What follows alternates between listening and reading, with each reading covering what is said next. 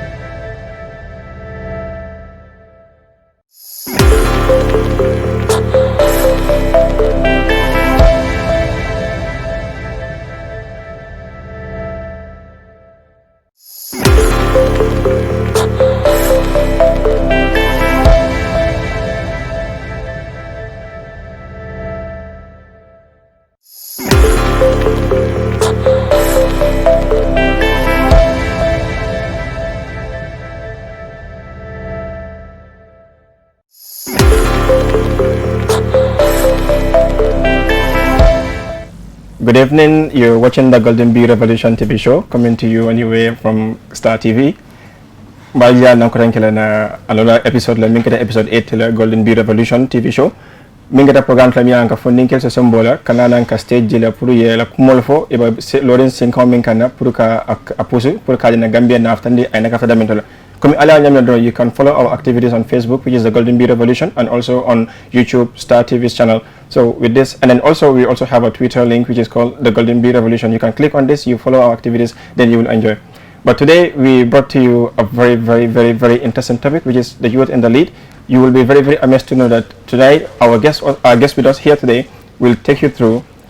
We have people with different areas, so I will just take it with a smile to let you understand that today we will bring you the greatest excitement you are expecting from the Golden Bee Revolution. But I can also tell you, these are just the beginning of our excitements. You will learn so many things from us. Join us, and then we enjoy the best of the Golden Bee Revolution, so we could put the Gambia on the strongest ladder, because the Gambia, we can do it. There's the right time, there's the right moment, and then there's the right place. The youths are on the lead. The Gambia have decided, the youths have also decided. The Gambia, the Fadem, they are here. First, I would also like to go with my my own slogan where I will keep saying I will start my introductions from the right side to the left side, and then also I obey the Geneva Convention where we give strong respect to ladies that we call ladies and gentlemen. So there you are, you found yourself to be the one with the lucky point. You have the right stand, and then you also belong to the female group. So can you please tell your viewers who you are? First, I want to say I think you both had planned this. Wow. So I want to say ladies first. Okay, no problem. So thank you very much, Alaji, and hello everyone. My name is Carissima. I am from Brikama Nyambai, and I am a Kianka and a Baribunk. Stayed in Baribu for 9 years, and originally from Kiang Jali. Well, I did my junior school in James Business School, and also graduated in 2015 at Yunus Senior Secondary School in Busumbala. And I am also the CEO and founder of Case Entertainment. Case Entertainment is an organization that aims to endorse Gambian beauty with reason, supporting our arts and models to the international and national stage, endorsing arts, fashion, music, and culture, and helping our Gambian tourism industry grow bigger and better through pageantry. Because I believe that the purpose of showcasing beauty has to go alongside with a reason and purpose. So I think that's enough for an introduction. Thank you so much. Mbura badebula mina dum. Ikala mo iko fo ba ba bitu mo biyo akata nya wolta don bade bun ko nen kenko ban fe bun ko jandula dan barana bi de min tamul dum telo mina lamara kalola min gata afan c'est oustaz ayo ifo afa mo le wota yo mbe mobe kondo na jiber lalu anin si nyolu menu be jang kabo alajo fon la be zirin tiyo mba kondo na bake mbe kadi kondo na kadi samata ndo ko nyola na do ko mammi sike ba na do ti do ko mala to mbe akonto na bake ni mo to nga jiber la konto ka fu ngalo ne be damin to bi jiber la siya babu dula ngamba jande dawda bla mo be siya jiber ko on dawda mais mo be konto na bake na boto do al badi madi dem kitabu c'est oustaz kitabu comedian mbe mo be konto na don mbafla ko kitabu fati haydara ndemu jaran ko jaran ko mun defi jara ko nyata ba pakalindi soma do bla sabalma ayangul ha yaranta angula sile ko bare jigita ñoom ko be jibe kan ko xala ka jamme baga comme ñoom bo wonde wol ko min de man sara jambol mbe ñoom be wafi la kemu borul sa na ma dira kan muso dadi kan muso na mara ñoom ko be la may kan du kade ali pare de ki raw ka bal la wafi la avec men la ka kan mo sanga ko ya fa ñina muso dam ma bi ana Wasna ata mi wala jetola ba bina jetola ko min ala la nyamina dron bio ko na final dron we have lots of excitement along the way da bi la flan ko tan kala ba do so ron kam ka flan kana nyata la min kata gambia mesiti la min kata poem la karola golden bee revolution to don lata don mi yalon ko naraka funding ki yalse aka funding kel sembentu yande ka kandila ko do min no bantala nano gambe jantola Obviously. ngata fanal jamo ko la ask not what your country have done for you, but what you can do for your country. You never find like me on Concatalore Wakanala, but somebody la funding Kela Catandila ko Gambia, Mbado Pula, and Peta Cardo Pule, funding Kela Gambia, and funding Kela Marala. It is funding Manjibeka, Yam of a Fentia Bulla, Kafuna Golden Bill of Evolution and a Stadio dealer, Ya Fintin, me Alonco, Locano, Talent Long, 11 half the Yamola, Birtan Legator, Kake, Amanka Donka Sika Mira, Bafosa Doku. Wakana verong mina Miss Samata Kana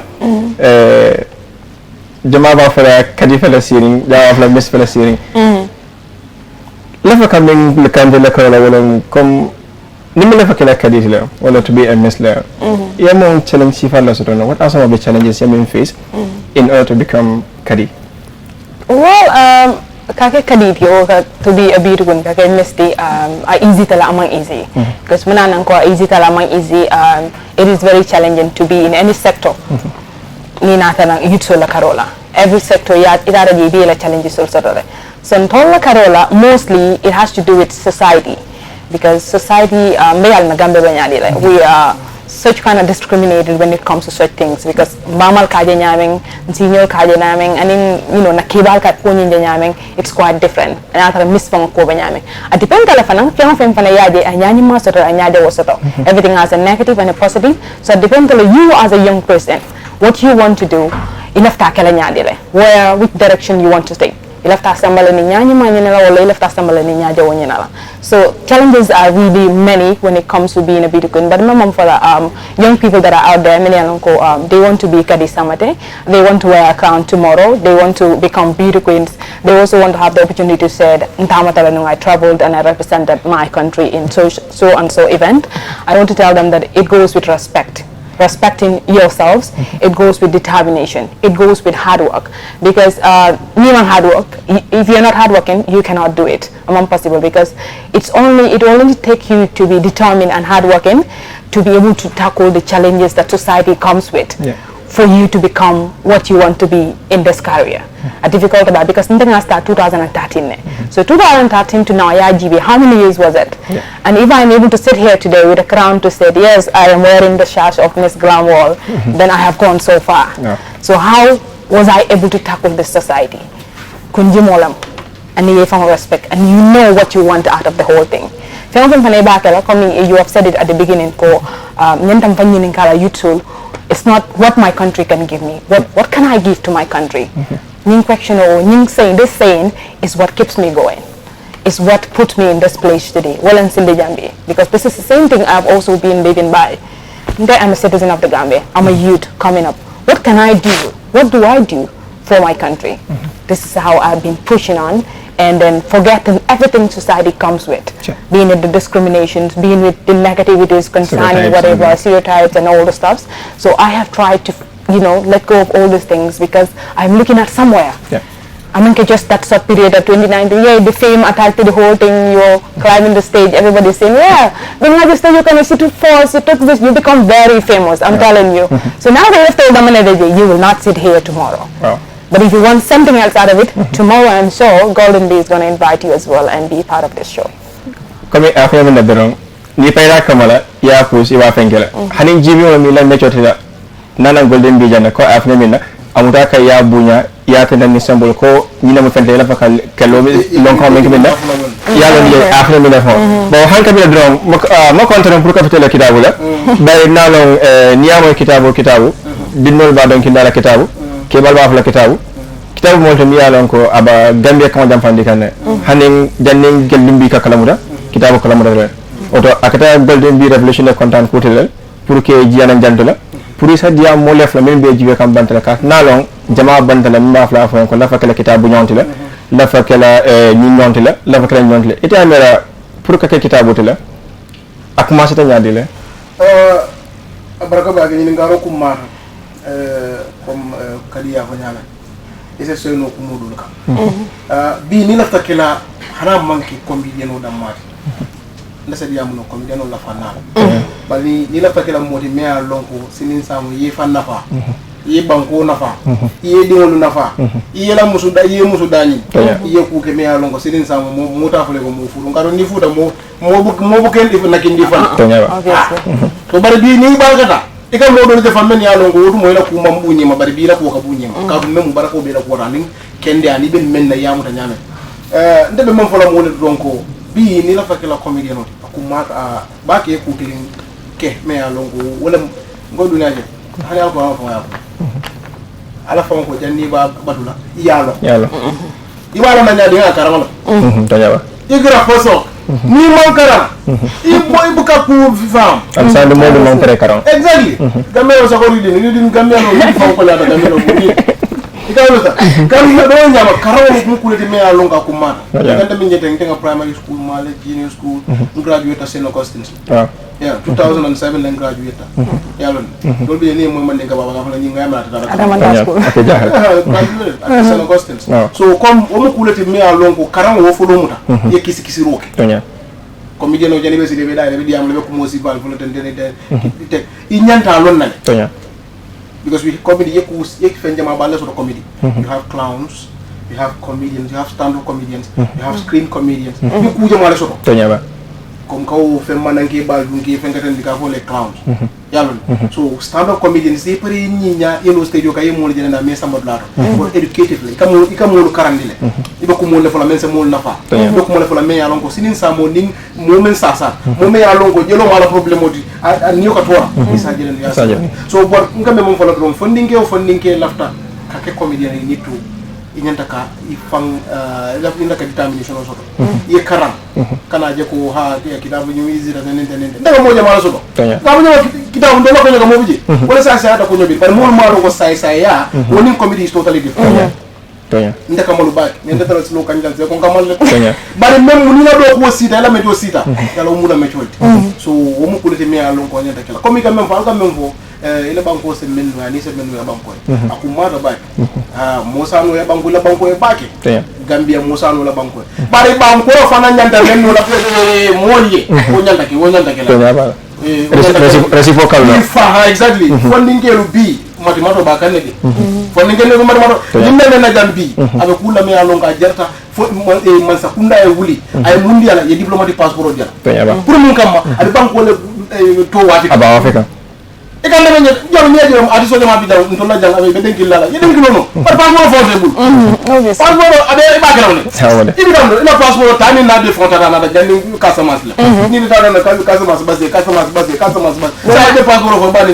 so wala tinna ku ma ta bake na man sa kunda na molu men yalon ko le place to ni fengo ato dum nda ba be fo foreign affairs I mean diaspora compagnie fana ñaan nga kamul ñaadal bon nan plateau tan tama jël wato do ka bil bodo ka mo ñaadal jëm yalla mais man tara jam fa ani fi awata la isa ni ma ñaadal jël fonko amara ka ndafa men tan ñaadal jël fonko do jas keno bo ba fele kitab fele di tan tan yari exactly yene tan da fola fa ka lata mi an ko lafa na jela abe fa sa wara isa silo mu da kabren traffic la fa ton tebul la ye west film muta fo birkamala ye silo mu da kabren ton tebul la fa bufur la inya mo wandi dum la don la jele mi an ke man gambe na lafa kay samba record la fo gambe jam hello company honest ko almal la ko gambe jam ko palen so min bijanna ko asel image kanal ala protocol la pour ka ala protocol market ba why are you bringing a foreign image pour que la bag ala protocol market when ya so gambe jantula mais nga fe bukare alla na banko dingon sembantu yandi you are here ala corporate responsibility la yanda kamildi mi yanko it goes for like 2% or more o mi sala wotila you are enjoying information de gambe here ala respect ala image use ala ke jetola is a bonus more for kale dukare misal alsa de comme la mama ko kakane bari fenna mi yanko mo ko ma ko kala dukare respect your beauty ala explore well akana so moyet lungala alla tan di comme la gambe ya ala so ñi ñaalale alla ñi ñañum ba maintain alaji kaka dunna wotora I think the problem is amanke coming they think we cannot do it o manke problem motide ndanga je ko ndela jero to I'm sorry language ni na karola ngamira ndanga je ko jaw yalla moti because yalla mana nan ko jaw yalla pour kan toljo tol as Gambians tol men bebu pour kan tol ko do wabani kan toljo to develop us that's one payment because it can international faces so many use it can do men just one payment we see one girl here or one person from here one youth me a jo wala once as a strength start nole to develop herself but pour ko kan toljo e ko wala bang so Gambian I don't know why kanyo konante problem ngama rek tabu mbak la wendila operation Gambian face na photo la mbola kala say fora kala honestly hani advertisement ka mo bon nam banda kana jam akana advertisement kana product ko fo amana ma me use ama kala iwo fa non to ya te keri ya mo bon nam banda ya sam mananja aka fo Gambia fo di very good teninte ya mo bon aka fo alla ni juice dial anama mi ajala wata ata mina ba ne dia o mo kula di me lon ko wonyanta bolali ko dol bi je fero nam ko nde mo na fonni akata mo adi sultan na boda janna tata na neighboring country to jata je menna tata postal design about comme vinto wala postal design kan about design kan je la fengo la tara je authority so la tara je ya bay wow ikay mo akoy ko munana kam bay kay ko ni ise Gambian product on ko ninde man sare ja ni majili jimbol tagi fen kat il faut que mo la fo janni ko mo wade internet kitabula iba kuma do fo kam min kere ko iba jamu kan Facebook mario e kay ko pour ay Gambia bonde Facebook ko sanga atulumba ya be ya saying na de flan ko tan ko Facebook kilo ko mo ba ko kitabula vakala president la kitab for presidency wallahi ya mera nyin ko isa ke no ba ay ni represent fu la waje fen ke jelo kan ay ni jahala sa na ji ku kilimbe je na suba ga mandara ga fono bi je mi alon ko president mo kan ya ba to ba nende mani ya ba kala na ita no hawa president ku kilimbe je president no ko wara anu ko ndo fana mena ko to president ko yo mansia ani me ke so o kom kana to kom kana to nyala karwani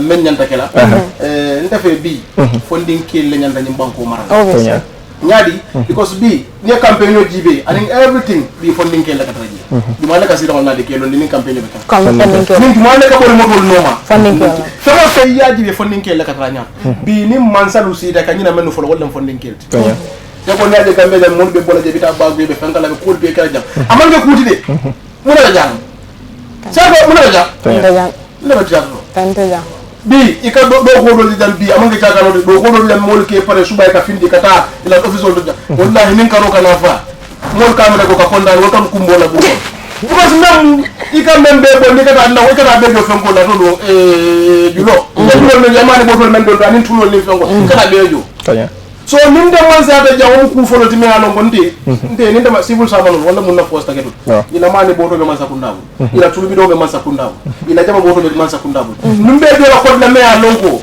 so civil servant fula e sama ni be su gilin kon ite ñoo daw ite fenga ite happy that because membe la ko la me aloko isela dimba to bodo no ite mira to babu dala ite lo tan bari bi ten wala mo kulle ti ko balo bo bando do mo ma problème ñaare da ko gandano ka mo ko man do la ni gandano ka harma mo fi do mo be keri ko ko do mo keri dañu hada ma do ro fi so bari bi ten yep tax membe do mo fanna ya jindi yem agricultural fengo yi empower jamone do ku jam computer do ku jam maro gando alaman do so da ka ko tulo mo ma defolo dole tulo ko ko da na Senegal ba nga Senegal ko tulo fu data ina bi tulo man na bi nga jisi o men so jisi o me nga ben robul wo jiyo nyanta wala tala fu mun nga mano do ku ko fi guru anu guru wati okay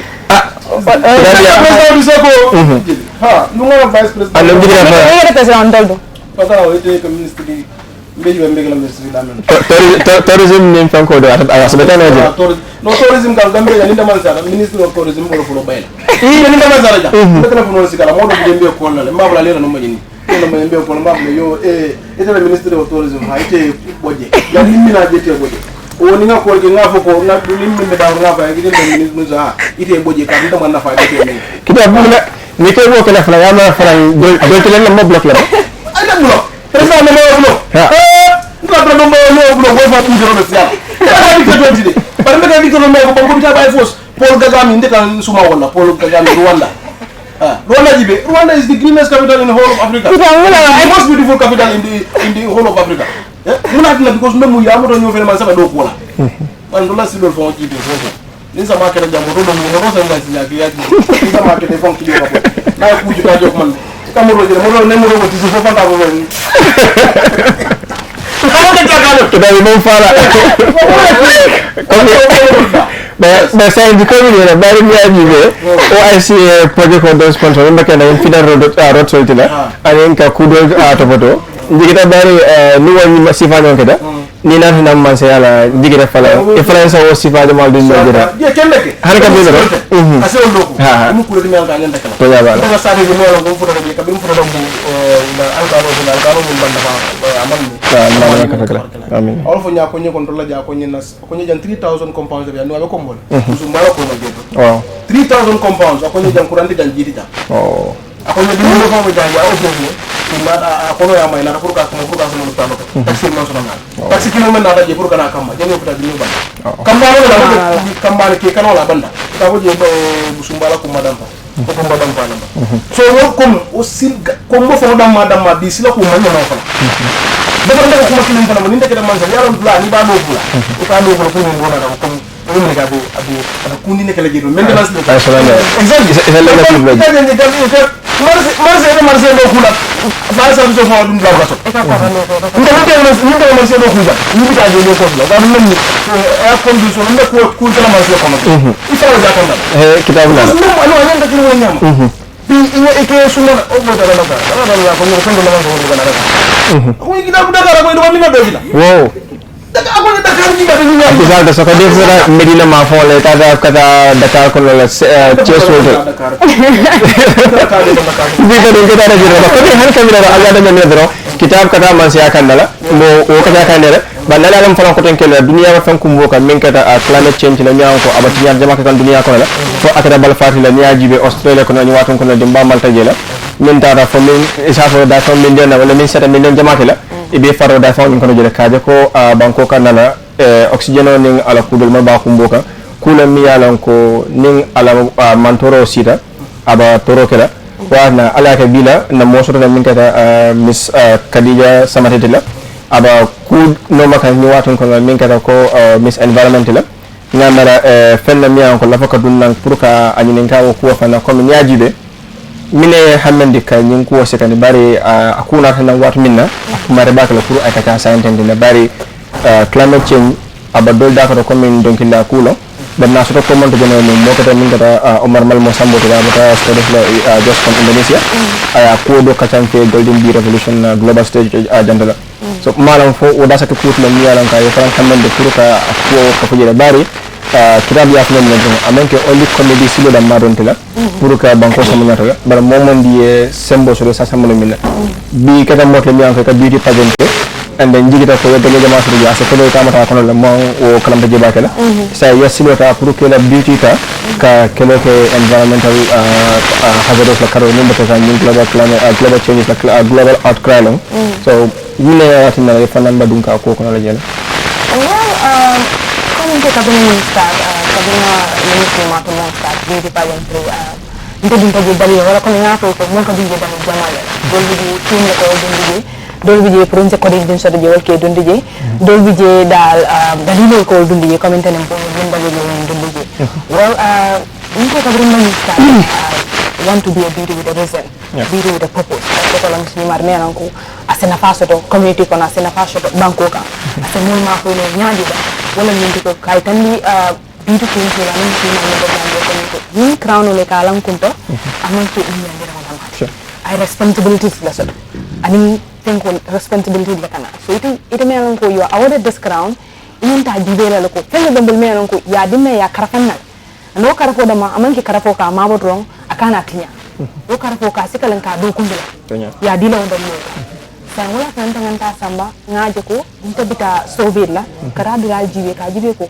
ma ko ro wanda ka la mun to na banko bi amina ni sakto jumala jeme yaran ko ntambo do ya tan ma so to bar ngaje ko ndomo goodwill ambassador lati and goodwill ambassador we might not have it but na non ko ni ne to ko kaje ko we lobby for funds in anywhere that we seek that we see that funds is no janne kawin sector karima koy dolla na fam wala naja falang kabin kiskis roke la karota la naja comme ila foundation KS foundation ya donation do ke birkam lo kanota la ana nyaw la fo sa dama nim fono falang karola ba yes of course comme nga fa nyame ntala lo ko momenti wala mo ma koy role si paldi so na kabin ko foundation of one in 2019 just last year nga form so but work kono na donation nga ma sabake birkam hospital rota because wala kabina Sudeke, that was the first place we went there and we meet with the management and we were able to know the challenges that the hospital go through.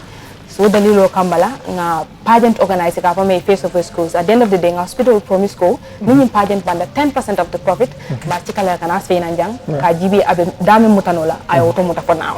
So nga pageant kele, nga make sure pageant kami soto ji, na chika nga sama hospital yo.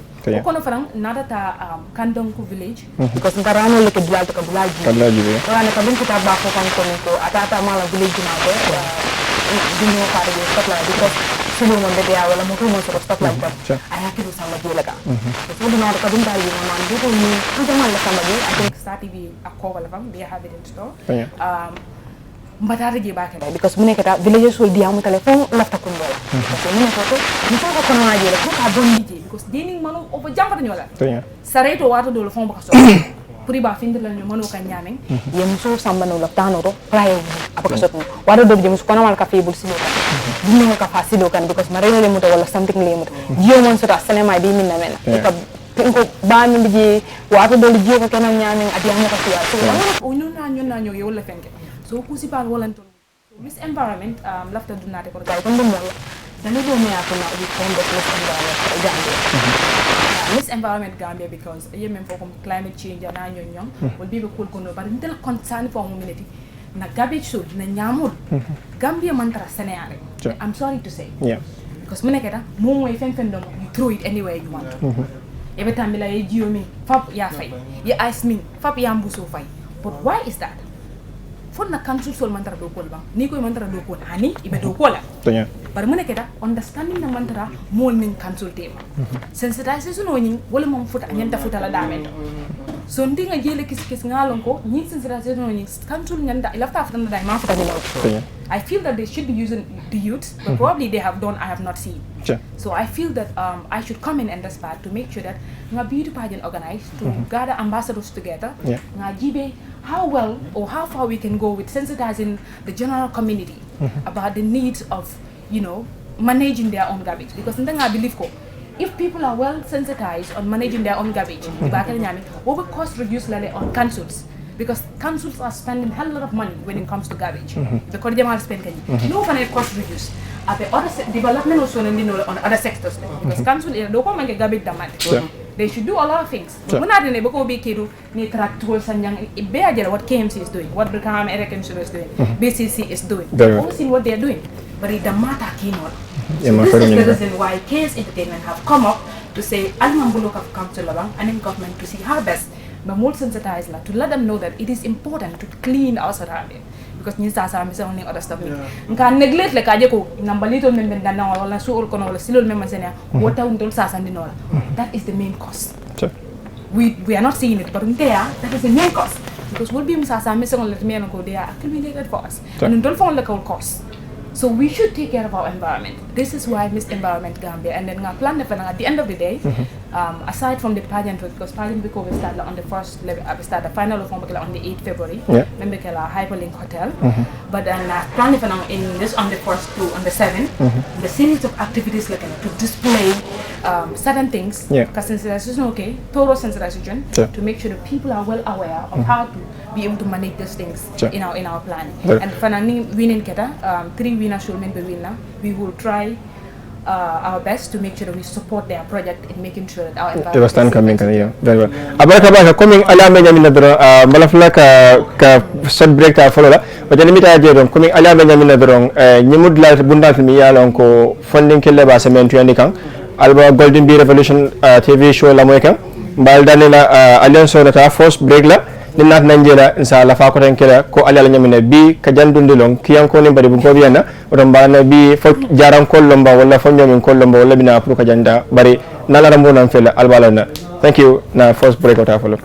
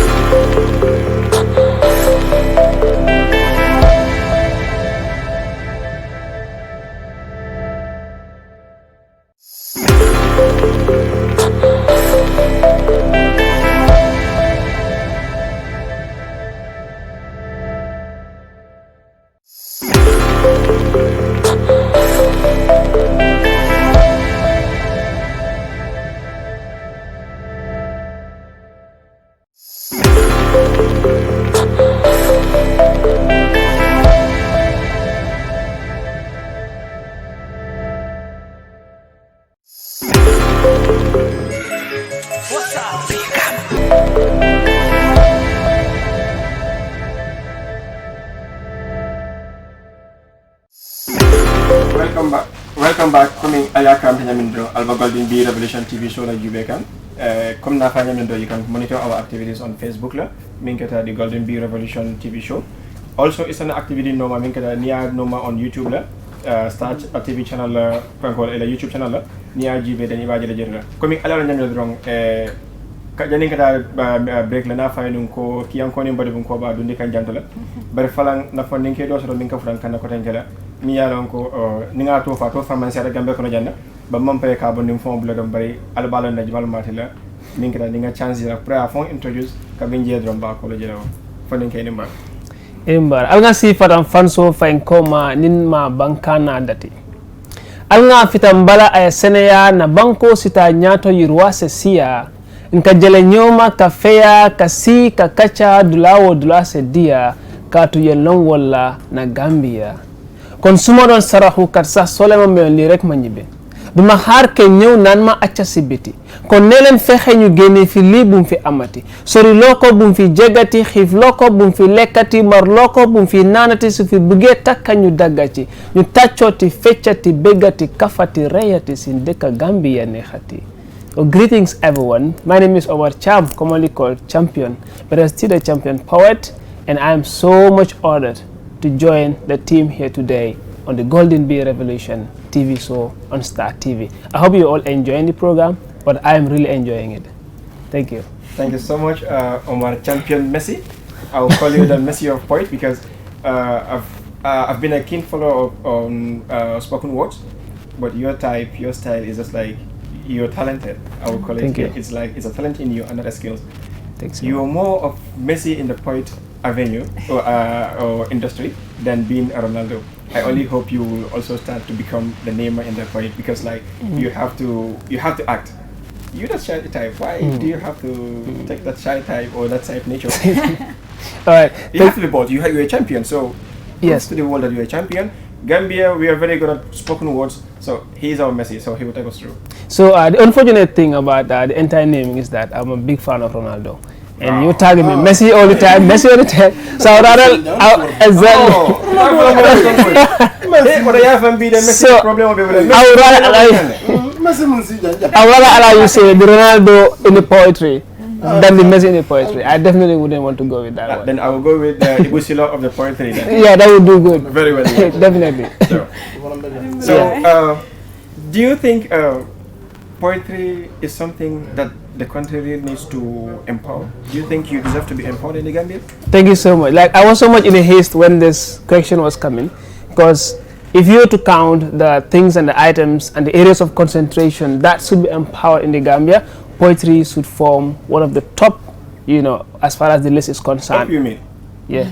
Wow. The top as far as the list is concerned, because it's actually a form of the art, a tool that is used to make a change, create impact, and build awareness into the minds of people without having to let you sit and listen to something so boring, but get you entertained in the process and build the confidence of young people, create a route for inspiration and motivation, and make people enjoy solving problems by their own through the use of their voice. Wow. So that is just one of the reasons why poetry should really be empowered. Wow. So how do you feel knowing that you are Omar Champion? Some will be like, is he the best? How do you feel knowing that anytime you give a poet, because like I followed your activity at this place at TAFCON, it was like immediately, let's say, I don't know, Sadawda Jawara made a speech that would let every Gambian to stand on the feet to give you that strong applause. Applause were like more of a thunder sound. How do you feel? How do you feel being the champion in the poetry industry? Yeah, it's actually two-sided. One is it is an honor to be one, and the other one is it is a challenge for the fact that aside, enjoying the clubs and the compliments and the influence you're able to have and the impact you're able to create in the lives of people, it is always a challenge to make sure that you do good. You always beat the bar and go beyond expectation. Because once society has a trust in you, a confidence in you, and a belief that you're good at what you do, even if you don't call yourself that, it means you have a primary challenge of making sure you meet that expectation. Even though a lot of people would say, do not live to satisfy the expectations of people, but that comes in different perspective. Okay. When it comes to the trust and confidence, you have to make sure you always fulfill it. That is why personally, any performance I have, either it's a paid performance or not, either it is urgent or not, I want to do it like I'm doing it at the Poetry Slam final. Because every performance is a Poetry Slam final for me, and the TAFCON performance was a Poetry Slam final for me, and I'm glad that I was able to win myself in the process. Wow. I can feel like the energy of Advocacy also is coming here. No, maybe you could be the Biri of the Gambian poet, is it? Yeah, so I would take that. I would take that. Let's go with that. The Biri of Gambian poet. I hope you are there watching. Know that someone else here. Today we brought 3 champions for you. Miss Pageant, poet, and then a comedian going for a president. Afan Kitabu. Afan Kitabu. No. Afan Kitabu. Saya bawa dia ni lagi. Tanya. Alai kita nak boleh muka, because semua dah makan muda lagi. Man dia afan baik. Kaya saya phone. Ngolin ko masih helat na jala. Sun karo jam farinde. No ma wo sun karo. Inshallah. C'était amera Gambia funding kel bayin silo men ta kan sante ka jibe dol ko na nganyani na nganyake na cement yake na nyami so do ko hali man ta da nawda mal nyaw mu na sambote la otomba diamo kala na jayro ke bare dino fa kala mi yalan ko akata competition de dino ko dino accept bring even jahiliya jamano la aba fasaka mi ya na catholic la fana karola asta tanim polte le fa na la banda fa ndo ko mission la isan ko jumu kulto nyaake ba kere an han kabila flan ko den kala dol flan bi jela ni man tan ni nyaaje kan iba lamero taka do man tan lamero taka dol flan ba jelo la moy kan iba kujine kan nyaake ba taso la jela ite amera nimi silo di comedian la gamme janto la sa ko min kay janto le kitabu la mi anko nim bi la mba comedian tentu la wala acteur bi flo janto la nim mi konti a control rapetala no ning atala basket kono la ma flan ko italo Michael Jordan of the comedian la gambe kono janda itian mana jam phone is like man taf la Kevin Hart wala do la bari Ni ko mo ni fon su di atali yo Kevin Hart falan bi jela ya la wo ya fo se Omar de na bosa o ma di mal do ba comme ni aka metam mina do itian mira la altal la tarawon fela so ko mi anko mo la fa kata pour ka carré la gelbe bo mun gagner sifa so la kono la gagner wa ba comme inte ninkalam kala fele ninkadi ya mali am funding kel to ya tonya bo manko to funding kel mun bo radio seta do mo camera mu ke ba anin do alo ka kinke jataro de kanke kadi di manda kadi wuluno to nya so comme wo mu bulati mi alo ko nte ninkadi am kala fikadi am funding kel to ya na fanna la funding kel to ya bi alhamdulillah gambia nyanta ala ten to baki ya funding kel so men ya lo ko bi bla beto kanje de nyintala Gambia represent for India was beautiful wo mu kulati mi alo ko o mu kunyon tawti ka wuli Gambia no ta do damen ta lonko a nyong banku to modu la ko wonde taraje competition no nyen ka wajana ka tama kata ko dol ke bi ndala fanala bi ndala fanala ma bi alhamdulillah comme nyen kam mem fo jango environmental issues and other things manke ko bi menu be do ko wala ji wo sector to malo e alo ne tawola bi ngoyo ko adodum ignorance of the law is not an excuse. Okay. Omuto nyal bare sa nde ba ma lo mello mfa ma lo mello mba ba ma lo mello mbinki ma lo ndo ko lu ma lo because même ni Gambia la comme karamo la fanna jibe we have more illiterates than literates you can understand so bi ni to mo lo karal li ko yo ko ibe nyinkala de nyinkede elu wala ndi kam na ruwa ba lonna ta lonna ya korosi bi ten ka même fo kambali de fay ten bi ye kansu je bi ye mandate le soto pour mun kamma ka je ko ka artisan ko mandi ka poet so ko mandi na ka mul ko mandi ka fo ba nga do ko ke ba nyaadi laftala le banko mul karandi nyin laftale sene be kala nyame bo fo ko ke sumna ban anin ku jama bi je ko modo bi je wala amin damen to ani kana ta findi damen to modo bi je salte bata very nasty ya le ka understand so be mu kulati me alon ko mulu nyente wudula li jibe la bare kansulo bi wudula neglede do man linki yo dal neglede ko kalon fani sama kede jam kanda zero ka siya bak ye fresh ko so nyaaw nya zero do bi fo so ya mara sama kon ta wakil la pour que lo dikla mi alan ko ba cuura ak la silo ko janta tura dan ni wol sal ha bari ko ngam mem fo ni na do fanna la wol to sa mina mbera do ko bi point ni ajibe it's nde comme nde ke ay fo la because bi ni be theater you need to learn you need to watch things you need to comme inimu Gambian dingo fomati ila Gambiano be fen kele ngenta jibi la pour mun kamani ngi ngi fana c'est cible des avoué ko you have a very good poet called champion you see so comme mo ko ti me alongo ndol bi fo ngi be nyanda ka par même mo sa kunda nyanta lula ko fana fasa comme internationally maybe competition ka kala nin ku jama ka kala but bi nyaaje te ni mam foto noji man sa kunda fo nyanda recognize la ko we have youth doing this doing that you understand yen sembentu ya munna kayti kendo lu la men ya lon ko bi abe jara dron ko be apply la li nga apply dan ka tiketo jo kataji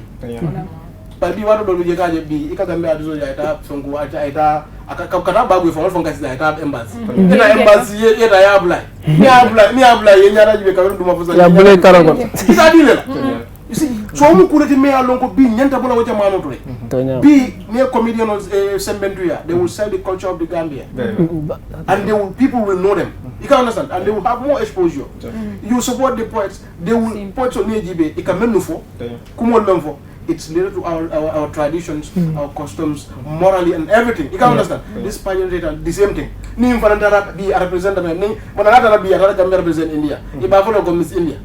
Ibafolo Miss China. No, Miss Gambia. Mama Gambia tule wafila. So we need to compete. Ndeka dia mo fanna la bi. Nyenta sembentu ya soro. Be come you told back at the Kennedy. What your country can do for you and what you can do for your country. Don't know what you can do for your country. You see? Be ni ajibe nyulbe menna bi mashallah. But say manza kunda be munele tolier. Back comme aliame kitaba nyamina dron han kabi mba kuma ko fela ming boda jon f Kennedy bulla karola ay kuma do fala ming kada ko bi mol kalaf minna wolon nanan naka fi kan ne ma koy bar ni la ma koy waro sida e maka pare ka fenke je kamin ke do wolon nanta domo ninta banda ke banta domo la nam ko dila nim ma ñoo sen men tuyande pour que gambe sama ñaatol atata no ba sen men tuyande ro ñim fala ay ndaka wa mo la bo mi ka mol sen men tuyande wala dimalti la masa kunda mba dando ñin lal bulla ak do sa fono karado la ko aba kala sambot la pali aka bari banko dingol wala sindije la bar han kabila fala ñi makale hakil blando de katna la ko dukare gambe nol bi janto la mi yalon ko fere pour gambe sama ñaato la demal bi yel wolde less than 1965 below lo so wala man ñu modern generation ta samba no nyamala mbo faka min kana wolon jamano dingo bula ay maraloke ibala jamano ba sembo soto la wo kanala na mo soto janto la aba wala ñiata ka environmental protect min kata global art create la fonds kanam for environment la fanko la pour ka maintain bana na jama jama ka fintina afila siringal nyati lingola ala sembentu yandi ala miss environment min organize ka ala sembo diala fonni ma do sa bonanje ko tan ka mi akay kata force second tati la e fala mo project ko se la fa ko lo min kan na sembentu yandi banko national environment disaster I am sure you are watching this show la ale kawmele nalman kawmele do ba na translate ale pour mo mi faka ale sembentu yandi afela sirim bala janko tan kala min kata Omar Chantila cham for champion la chamalai the champions aba fenje mako na mianka aba kawando kan nyola karola mi yana ko ning Obama diamuda Queen Elizabeth diamuda Kim Jong Un diamuda Putin diamuda iba bulo ko sle be wurla aflambo sifa nyoka kan mianka ba sama kan min na wolon ka tan dim wala ning an wala ko gamme sa dano alna sementu yani Minister of Arts and Culture mol fela sina nyatino mi yala ko ning aliye consider iba gambe sambala nyatla mi anko mfomba jahalla ni anda na mara karo fana ko denkela aba sirimba afan kitabula aba sirimba se kitabula aba sirimba la wali kitabula aba sirimba nasamba president kitabula fela siri jantola dogo ni kuya sorokan amma la jelele kitab kandala ajara kenda soro do banyinen ka ko de nyaadele na do ko kala tano kala fa sanji worola hypertension aka siya mo mina karo mi anka ni ko kuya ba kala stress ka hypertension sandi mo kala bari mina ba na lamba to manjari plan la pour ka jeli atana kitabul nyo so jan ay do mi kan to ko mi kitabul nyo la iba ko ndo kan ni silo be jani ke be kranika woto ñino mo la mi ko jarta pour que semben yandi ka be for la long global stage long fon fendi ba gambe sambal nyaata la mi naat na jana ko na fa nyami na fa beginning na hani ata la jimi wol mi ne mechoti la afa golden bee di golden bee ne naat na mi ne la wolon kumo ka ta kumbo ko la na ka ta do ko ka anda maka fenti fenna fa na man ka ta nyini ndro la na nyini ndro ke amaka kelo ka fanin kelo ko ama woto golden bee ne ta batala mba yayi la gambe ko no janda mo dawda be at na njira wala na len tata sare ko la nim mo mekte ka fa mi lamin job la akata jobis artist la ay exhibition ka kununa kala do ko fini mo kana ma kala ko alanso demanding nal tamanding video ni na karola aliya jibe kalon ko gambe fadnin kali ba kata kanne amanda ni nyaada madonna amanda kandiya da madonna amanda pour que jelde pour yo kontan ke karando da madonna ben sa karandro ke ning na bulo la dre na karola anin ko mi an ka sudo wala o anata ni wo video la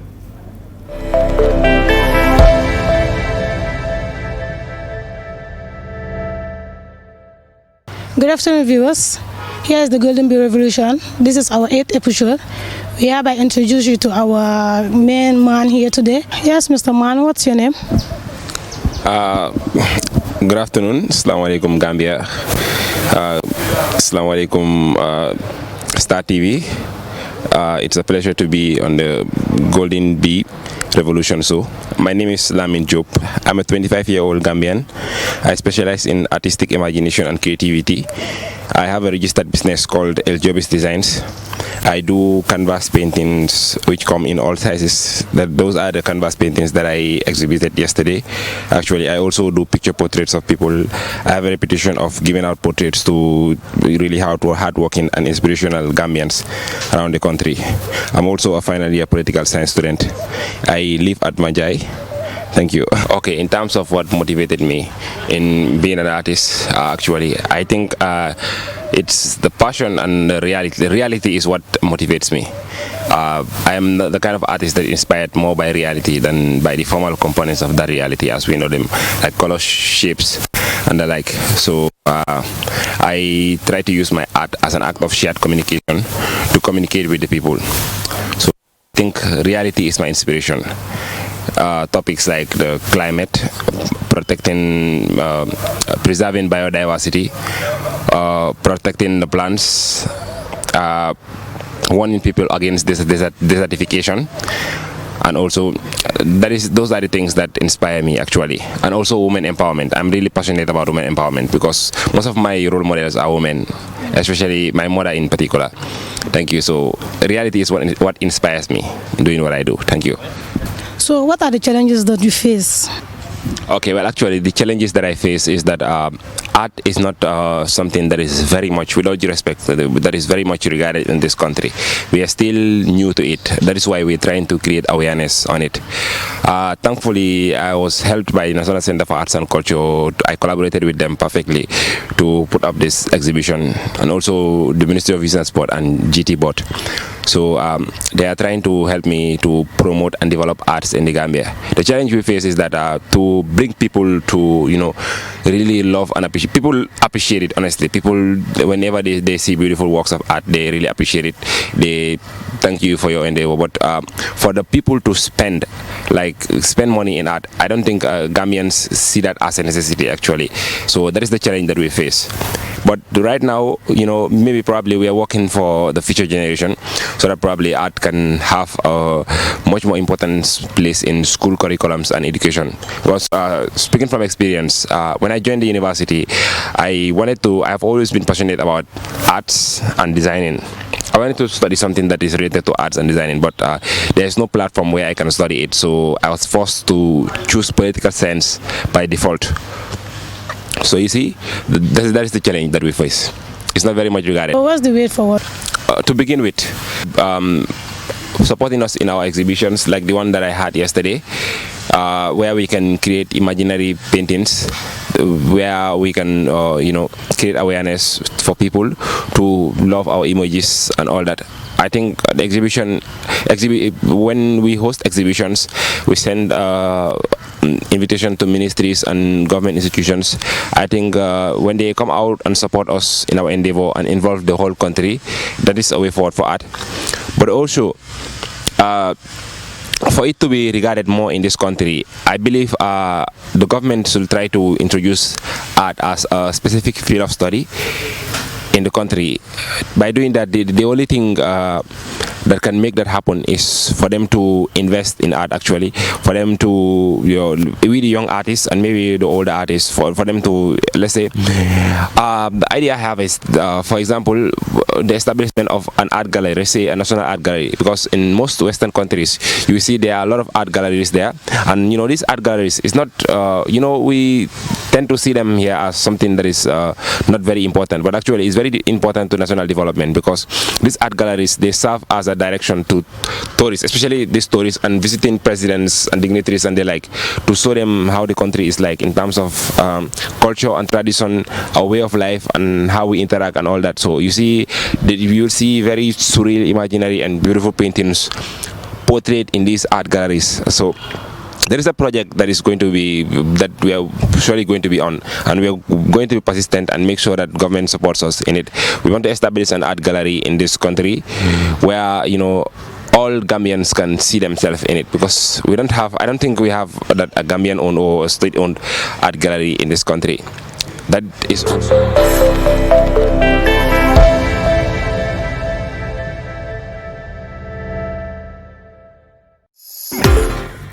Kami ali ala nyamina drong alba min jibe ka wo kata bari on la min jobis la funding kela ko af nyamina sanyo mone lula aflamba Gambia la environment ka advocate for pour ka live in a healthy environment la through artistic work la ngan kala ave nyim hotel da kan ay ton fani da jela abe ko kan soto milla vaka futa la min jobis la is a communicate on a Facebook page la where my link on produce la le pro alna sanyo moyno jeto la kara donc ko man danda madrom pour ka environment ka advocation ka for environment na bari falang aka design la ke molla wolol balale ka molla portrait da on fan ko le paint la mi ala painter I can remember in America la Las Vegas la oxindo ke jele paint bi mi an ka santa more than 1 million US dollars la so mene bat na Gambia mango mala pour kana funding kel se mendu yani so vraiment le drawing star ya ka beda wala dron wakan sam man famous slogan nan kam ke janda ngamra fanka ma lunkri na sakal sam buda slogan na hello Mr. Richman ila ko do ta yablo ku kuna mi yalan ko aba mona fala Gambia jantala dan ya ta yablo ku kuna mi yalan ko so may ba sila so man dala be ko nganyala nyindo yara fa kata tentina banda tentina na dun jandala ni na nda kala wo nyala ba ngala nga ka tentina manyum ma ko la nyimu mot ni nyanda ka be ma ko ma ko ni ya ma ko so ma si ma ko o wakana dron ala na nyam na dron alna mol ma ko mi yalan ko isudakala dan ka si kan nimsa kan ko ma ko be 50 mu potol diko mu potol do bi la commune abonya dron lisita ila resonance ba min kreje dal man dim fenka na fenka jele kana kukulam da nyenjan senta stage ko na fonko ba modle na jana ire so ba o kana fonko de ngala ka be dro man nyina kitab la karola nyimbe min tan dro wolon gambe fondin kelo ale en sole ni kapenta tara football le ba fatale mesino ni football la tara blackboard wa sefre ba fo atele kan mo katambi sex pair ya teacher tara class ko teaching na ya tara poetry fam kay ma fatale atele katam mo mi an katale mak dana supply kan ci nan ci nan ko do la kitabu njigi da han kabila asilo bi mi an ko sa man se ka chano ila political party fala mbala fala ka to no mbala fa karam falam fani kada politician de falana feba point sona pa ka semen tiandi ba an milka ni nyandro ke febe ta man la ba an ni atal la fe mon fota jela fala ita amara ko ila man sa ko nda kan ke ba sona fa kan telephone se free will la kanyin dia mo ke media la pour kanyin si fala tanje so mbala fa ko be len jelo yalo ko banko je banko sambu man ko le to ya banko mo li sindi men kam o damba o kedro to ya bi nenyin sembentu ya gambere sembentu ya nenyin sembentu ya bi gambere sembentu ya ni ngatol sembentu ya gambere sembentu ni ko mi denon sembentu ya gambere sembentu ya you can understand bari kam ko quality ol jam gambia quality de ja there's no rich person in Gambia ntela ka ko mi no quality de ja quality ol be ja ila tete la suul ko ila wifi be password bal quality ol hani wonde quality ndo won bum to nyabal no man I'm very rich. Your wife at your house is having a password. Waro membe dale foka na kadani ro ke pour ye dun. Kon assalamu alaikum. Ma may password. Ko di melo bi ko di dande ko lo. Bi ni ko di tiol be dam bi nañ ma ko rotam be dañ ya ko di ko di tiol membe jaw ne do man ndi da Facebook. nga kete na se fi ko luta u banko ti tan o nyama ninte man si ata jam ele ko le parti flow Gambia local party wala mo na party mo Gambia local party local nyani Gambia local party mo bele bitabije yeah, it's a party for everybody. GLP. Not to talk of the elites, and it's the party of every Gambian. 15 political party level, so Gambia local party. Nindol lota. Ha. Ibaje mo le be favor la coalition ko, bando da coalition ko. Idigita ko isa window nita ning 51 by a percentage la 51% possible. You know, a simple majority la kati be yeah, with the support of me, with the support of Omar, Fadu, Deliba Kuyate, oh boy, SD. Ndona campaign yo kala fo club kono funding gel ba be ba faylan do jam ke baro man siaja muske baro man sia mbida club kono la kata campaign yo club ya mon kono salamu alaykum jami jumo be salla fulo bismillahir rahmanir rahim mo be konto ne tami ko yela kawan ni no ke ni para de ya fo wal kar be fayni hani ga ni imamol mem fango jede al sulata fenela because imamol je sanga do beje funde do beje man na fe so obe mu kulati me alon ko nyando bonna you look at just bi ajibedo bi nyim funding kelu me ka fo jam funding ngo hani dino kono iko mo me sallallahu alaihi wasallam ko funding kelu dino bulo na singo Tonya. sai ndol mangi bango bulo na singo kuga keno funding kelu manku mutano bi den dinde man sa da jambi mbe empowering ne kala hani funding kelu me ngo taxi driver government taxi drivers yella sino so government license mbe motol sambala from China me alon ko mbadi la funding kelu la tu banda ma fe ba flo ko ba funding kelu cemento la pour motol da gambia o fo se keno Rwanda go kan la wait yalon bi comme mi yalon bi mo be de keno motol dala but say and mom bi ni ko mom I know a guy me along I will try to link in with you. He's a very good guy akamenge aka function transformer da wow but the guy is la vision at this place atulung tujereng abeji abe woni yama jedro nda go yama reta radio trans akonye la trans akonye ko tele hantele la transformer ko nyanga da o ya function tele bu ngela wala inshallah nte ni wala nte ko ni taman sara jam masingo dol be jembe balla kadunya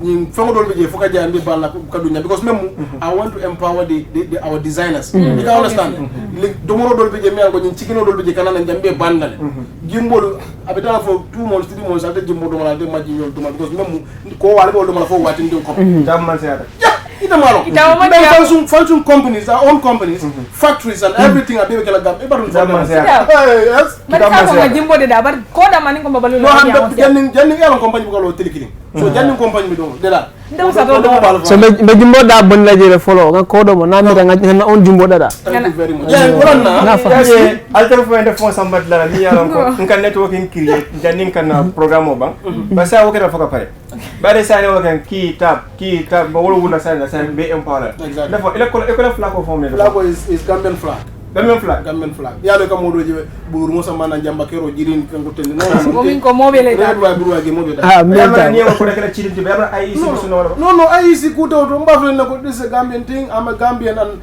I don't want any come for discrimination or other thing. The Gambian come flag we use the Gambian rainbow nga rainbow fo mbakale logo nda bile political ka fo sami fa da ban trajero nda wi ni wo ke fo se ka fa kan kila le programme on organise la pour registrer so kanu ko do so la wakala la ko ala kam nyelo badi wol ala kam nyel dron bafta kan programme bandlato la bare dron jama la ninga nyim funding kel sin ninka sinka je mbam kun ka fla nyokan pour ka je kon sa mine keno ka gambe samba nyato la bare nka adamte min nawolon minem futan da min to la nimbe mboraje na bi jero la namun ko ya kullo soto pour ka futa ko tengen nafa ka futa da min to la ninga flan ka ja ko dem pour mil basirin yalan ko sembo soto pour ka demaro ke isa demaro de ninjela nim pere franco tenkela sabol min ka sim fejanna wala nakata flotte wala mel sindi jantola ni ka fu nyokan ka londo la fa nyokan ka ja comme like ma mine bon lo ko non bari networking ak mer ba kelale sa ko min lan ko ba nyarata ni kan so ko golden bee revolution ak wo stage dile wa na hantere fon la na executive na malimba sidin ka kacha do bi jela ma fintla mo kan ba fen kay jela ni woni no ba da ko mo ka tna la ma kamane oto mbasin la nyokan na ning hanata la commune follow ko leada flanyo so soniano sabanyo so nyak tambi wala fo gagner findi ko la so mba mira kam ba mina findi dañu ko la bar fanan nka chance di la miyalon ko na terrain ko min soto pour ka di nyola nka adi jandol bari ndale so place do min dila min ka certificate la o wada golden bee revolution bulal anum falan kal dema kal kan jam fandi awdam to nyine kan wolon kal laf nan global stage la a falan ko tenke la kal samba various ministry la miyan ko nyimire elete la ka tandi ko min nyille mo molti la ka evidence of with video la bari as Chinese slogan bi min ka fo comme like I see I forget I hear I see I forget nga wosi falan kan nyina do bi bari naka gamento ya semento de ban kan nyina bake I hear I remember aka wosi falla fa jako bari na minki aka kala muda odo wakiro karol na minata njara wolon kal senitela pour alla fo maket wo kata bila so mba nyinal bolla falan fo isa fen soto no ba yemin soto nyim flore stage kanna na diga falan soto na kita falan soto falan kajo ko nyimu bengote miyalon ko mobe ba ganyira dron ba diamo ku fala albiya la last word soto and alle motivation min soto fama kay diamo la karot laba fama kay la bulla dila fenna karot laba kon sa ke mbanyori men bala ministre yo kan minna no kata yakan You're starting with me.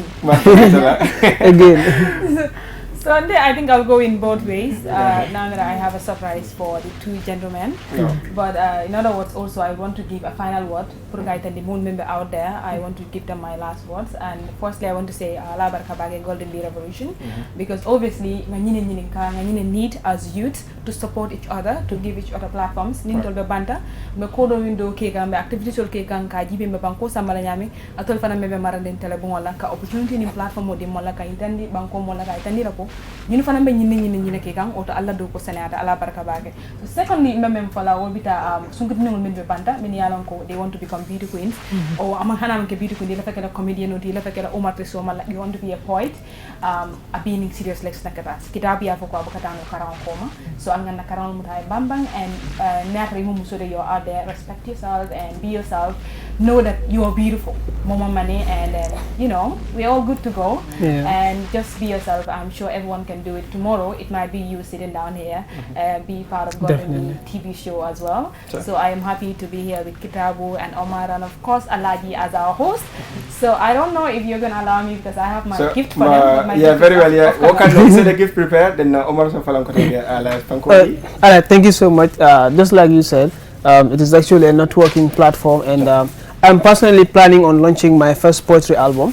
It's called Before the Wind. It's going to be a poetry album alongside a poetry book planned to be held on the 11th April, inshallah, this year. And as networking will require, of course, there will be audio production, video production. And through the inspiration from this particular platform, I will have Carissima and Kitabu in one of the videos that I will be producing for that particular event. Yeah. Wow, that's so beautiful. Exactly. So, Nasro, Mr. Kitabu, but jadi bila jazro, kabiri ko 11 April lah, yang kini di baru waktu ada birthday di lagu. Oh, wonderful. Yeah, then. Kita belum pada. What's a birthday gift? Nah, ibu April. April. Wajah dia makan. Bantai bang phone pada, bantai nama dia fokaran dulu, bang phone pada. April kau mang hari pada. Phone pada dia ngono. Ayo, bantai. So, kita lah finance statement. Kita kalau malam malam memfollow dah wala mu kom akumar. Be Gambia funding kill be you understand? Be musician olam poetul pageant panangkom mu be Gambian funding kill me along come mat kan ninku sifa be nyanta connections we need to have a link you can understand be now will tambe nyo sembentu ya you can understand ni woketa dawo da drong Gambia bital by force because même munte ngaji ko funding kill sa banko samano because Gambia mu banko te me along ko banko Ndola series when I play can we come nkala feeling amul some season 2 we planning to bring many people because season 1 we have Carissima Bijele, we have Nyancho, we have Prince Melo, we have Sirifo Nyolu, JJ, we have everybody, Mo Jamal Biji. But come with season 2 we planning to have lots of people. So I'm 100% so Omar Nyol they could come on board to support each other and make sure that we Gambian flag fly high there. So I'm just happy to be here, Golden Bee Revolution and content about it. Say what about inshallah. Okay. Ay nyare wa kala alaji kitabu, afan kitabu, se kitabu. President. Wakana dron comme ala kam jemina ninga molji yana jantro dron maka kuntu mimba ke la fan ko la fonsa bulla fondi min kita certificate la and then but kadi solo follow damuta ay bara ministre jela bari na mental bi la ba danno na Star TV management bulla al sa hako boy ndinya ñing kata fent la mi ko mbata kan dama time la alin so just a minute dama do na yin conclude jela ba ada bi jela la alla do polo wodi la so you are empowering the Gambian youth ali sabaran fe dama ndina na yin ko do na ka ay tariya. So okay. You're giving Kadi I'll give Mama Kuma. Oh, okay, problem flow. Very saying, not Rabunya. Yo. My gift is I'm giving this with regards to my event that is to be on the 8th of February. This is for Omar and that is for Kitabu. This environment, Case Entertainment and the team is inviting you. No blows coming, no blows. Oh, thank you so much. You can open it. I think the biggest surprise is inside. Wow. So it's with regards to the Miss Environment Gambia, Memekala on the 8th of February. I have to show you all. Wow. Oh, your phone is that. Wow. This is so great. Yeah.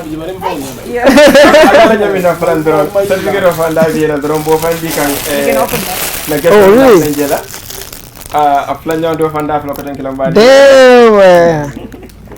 Look at that. Wow. Thank you so much, Kadi. Thank you so much. So, I was trying to find out what size will be fit like. So. keep on buying our 6-pack like that. That's my size. That's my size. Featuring enjoy kang iba men fengi kay baje kang ni kumakam bijela. Pero maji times on sono sa je karanjela wakana dorong. Also join our service la. Bari han kabila dorong. Aman ke program dorong. Bari na fanya dorong in everywhere. Kata mo ci la kameta jela le. Na pe da sam bude bantala. Besra dorong il faut ça créer quand la quand diala. Ek mako men fojela kalon. Nyimu abulla safrol ko na nyamina. Mbadano nyina isa karam mole. Iya. Problem tala. O be kala na se o balde. Namene ko maseni abake. So Kadi said champion champ to Omar champion champ, a selfless, patriotic individual, a gentleman with an outrageous sense of humor and an impeccable personality, and himself various remarkable accolades for his relentless service to humanity, his taste for academic excellence, and his quest for promotion on preservation of dignity and fundamental human rights, with an exception on women and children. His perfection and mastery in the art of public speaking through poetry and mentorship has served him respect among his contemporaries.